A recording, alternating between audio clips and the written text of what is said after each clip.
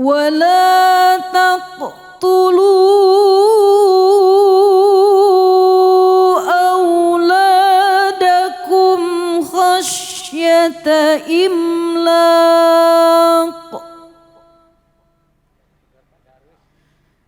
نحن نرزقهم وإياكم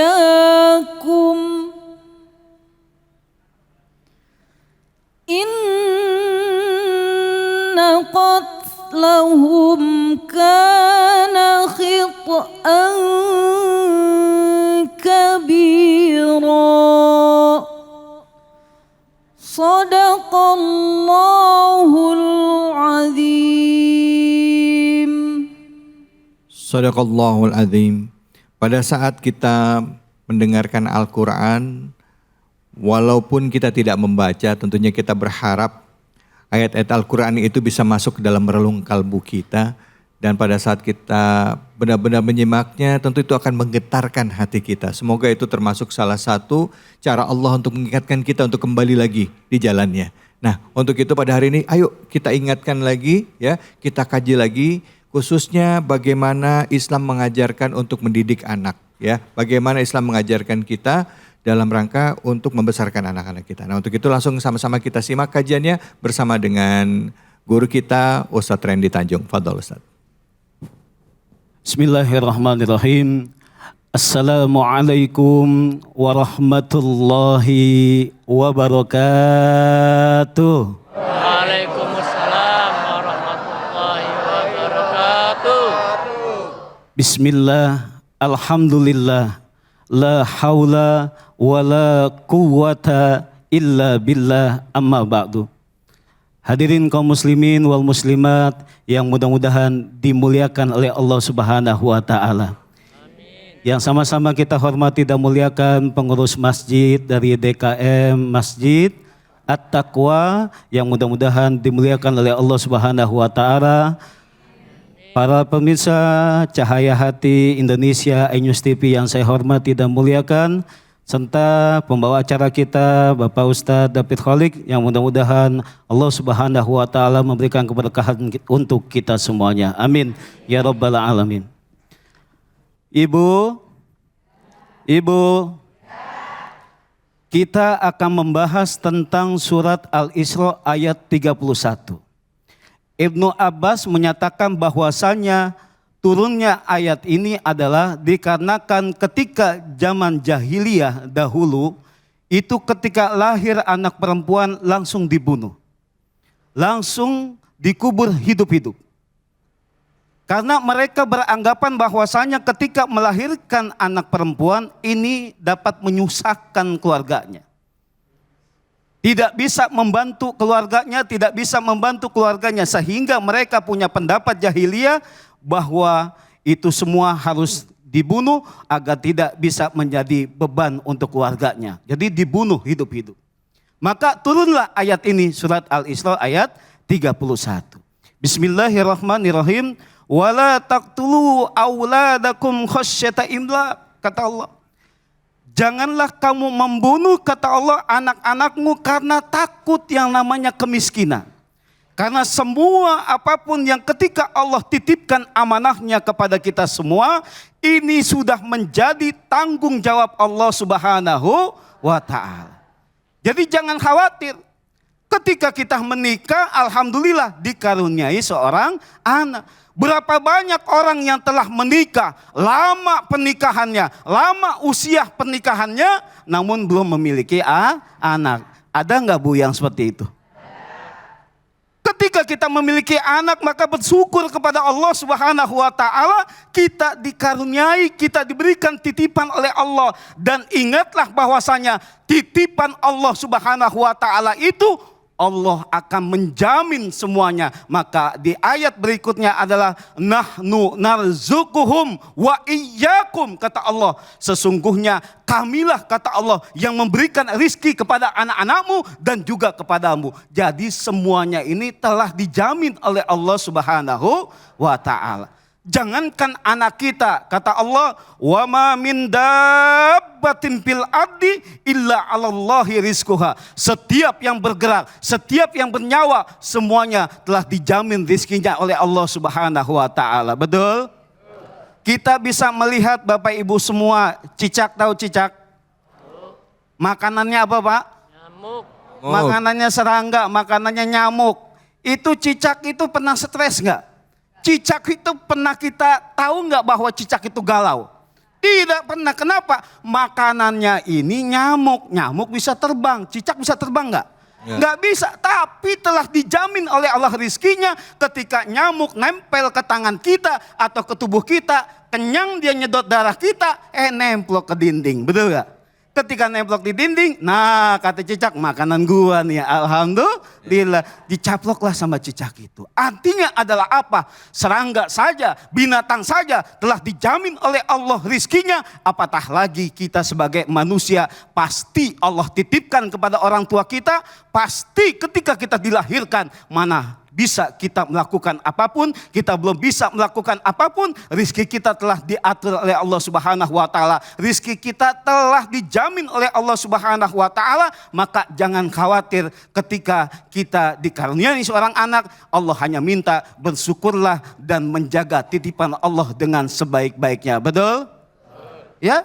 Dengan ayat ini kita bisa menjadikan pelajaran bahwasanya anak merupakan karunia yang terbaik yang Allah berikan kepada kita. Dan ketika kita memberikan pendidikan kepada anak, menjaga anak-anak kita agar kelak nanti anak-anak kita bisa menjadi pembendaharaan amal untuk kita semua. Ketika kita meninggal dunia, anak kita mendoakan kita. Ketika kita meninggal dunia, anak kita berdoa, ya Allah ampunilah dosa orang tua kami ya Allah, ampunilah dosa ayah dan ibu kami ya Allah. Dan inilah yang akan menjadi amal jariah. Walaupun ayahnya meninggal dunia, walaupun ayahnya ibunya telah meninggal dunia, tapi amal kebaikan itu, amal jariah itu belum terputus lantaran kita memiliki anak yang soleh dan soleha. Kita ingat nggak Bapak Ibu semua, waktu kita dilahirkan dari rahim ibu kita belum bisa ngapa-ngapain, betul?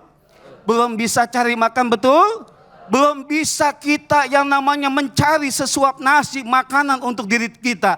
Tapi semuanya telah dijamin oleh Allah Subhanahu wa taala melalui kebaikan-kebaikan orang tua kita. Kita diberikan makan sehingga kita bisa besar seperti ini. Wasilahnya adalah orang tua kita. Semua hakikatnya rezeki itu dari Allah Subhanahu wa taala. Maka Bapak Ibu semua jangan pernah takut, jangan pernah khawatir walaupun keadaan kita mungkin serba kekurangan, namun ketika kita mau berjuang, kita meyakinkan keimanan kita kepada Allah Subhanahu wa taala, pengetahuan kita tingkatkan, insya Allah dengan cara kita beriman kepada Allah, meningkatkan keimanan kita kepada Allah, tumbuh yang namanya kebaikan dan kebaikan di dalam diri kita. Insya Allah ketika iman kita baik, kehidupan kita pun akan dijamin oleh Allah Subhanahu wa taala. Oleh karena itu, mudah-mudahan anak-anak kita kelak nantinya menjadi anak yang soleh dan soleha, dan kita semua menjadi keluarga yang sakinah, mawaddah, warahmah. Amin ya rabbal alamin. Alhamdulillah. Baik, terima kasih banyak Ustadz. Ya Allah. Ibu ada yang mau bertanya atau Bapak mungkin? Silahkan. Ya silahkan Ibu. Namanya dan pertanyaan apa? Bismillahirrahmanirrahim. Nama saya Endah, Pak. Saya tinggal di Kerosi. Ya. Saya dari Majelis Taklim Nur Syahidah. Saya juga bergerak bersama di Yayasan Jamiah Muslimat Al-Salam. Ya. Pertanyaannya begini Ustadz. Di dekat daerah kami kebetulan ada ibu yang dari hamil, dia sudah punya anak. Terus begitu anaknya dilahirkan, anak itu dibawa mulung juga Ustadz. Jadi bagaimana nih sikap kita sebagai sama muslim? Apakah kita wajib membantu atau membiarkan? Sebenarnya kita iba, tapi kalau kita biarkan juga kita mungkin takutnya salah Ustadz ya, karena ngemis ya Ustadz ya. Jadi bagaimana sebaiknya sikap kita menghadapi situasi? Ini mulung apa ngemis Bu? Beda. Kalau mulung kan gini, ngambil. Bu, dia bawa aja sih gerobak Ustadz, tapi cuma duduk aja standby di situ. Tidak membawa apapun atau tidak mengambil atau mengut apa ya bahan-bahan bekasnya itu Ustaz. Iya, iya. Jadi bagaimana sikap kita menghadapi situasi seperti itu. Ya, baik. Terima kasih banyak Ibu. Assalamualaikum warahmatullahi wabarakatuh. Waalaikumsalam warahmatullahi wabarakatuh. Silakan Ustadz. Baik, terima kasih Ibu atas pertanyaannya, pertanyaan yang bagus ya. Mudah-mudahan Ibu diberikan kemuliaan oleh Allah Subhanahu wa taala. Bagaimana sikap kita menghadapi ketika kita melihat ada tetangga kita yang mengajak anaknya untuk mulung ataupun ya mengemis di jalanan. Anak ini sudah kategori yatim atau tidak, Ibu? Oh, belum. Ya, inilah Masih ada Bapak ya? Ibu, inilah Bapak Ibu semua menjadi peluang bagi kita untuk berbuat amal kebaikan. Bagaimana supaya ibu yang tadi tidak lagi mengajak kepada anaknya untuk mengemis, maka tugas kita para tetangga, maka kita harus berbuat baik membantunya. Kenapa dia bisa mengemis seperti itu? Mungkin ekonominya kurang baik. Sehingga kita yang memiliki kelapangan rizki oleh Allah, dititipi rizki, dilapangkan rizki oleh Allah, tugas kita adalah saling membantu. Sehingga ketika dia terbantu, tidak lagi menjadi pengemis di jalanan. Ini menjadi peluang dakwah kita. Ini menjadi peluang amal kebaikan kita. Kalau kita mengambil kesempatan itu, maka luar biasa insya Allah ganjarannya di hadapan Allah Subhanahu wa taala. Tapi kalau seandainya kita biarkan, dipertanyakan iman kita juga kemana. Karena kurang sempurnanya iman kita manakala kita melihat tetangga kita ya itu dalam keadaan lapar, sementara kita tahu tetangga kita keadaannya lapar, kita tidak mau bantu. Jadi akan sempurna keimanan kita, kata Rasulullah, kita harus saling membantu saudara-saudara kita, apatah lagi kita bisa memuliakannya, tidak lagi menjadi pengemis. Insya Allah mudah-mudahan ketika kita punya niat demikian, Allah akan lapangkan rizki kita, Allah akan mudahkan rizki kita. Amin ya rabbal alamin. Amin ya rabbal alamin. Ya Allah. Ibu udah terjawab ya Bu ya. Kadangkala memang ada yang ya gitu ya, ini tanggung jawab bersama soalnya Bu ya. Kita sebagai tetangga, bahkan juga ada lembaga zakat ya Ustadz ya sebenarnya ya. Badan Amil Zakat juga punya tanggung jawab ini. Negara bahkan punya tanggung jawab terhadap orang-orang miskin ya. Anak-anak yatim ini secara undang-undang. Tapi biar gimana pun kita lah yang tetangganya yang harus lebih peduli. Kira-kira begitu yang disampaikan oleh Ustadz. Dan itulah sebagai salah satu kewajiban kita semua umat muslim. Baik, setelah ini kita akan ngaji bersama ya. Kita akan baca Quran bareng sama Kiai Munawir Ngacir ya. Kiai yang ngacir. Jangan kemana-mana. Kita akan kembali lagi. Terima kasih banyak dari Randy, Ustadz Randy. Terima kasih. Tetaplah di Cahaya Hati Indonesia.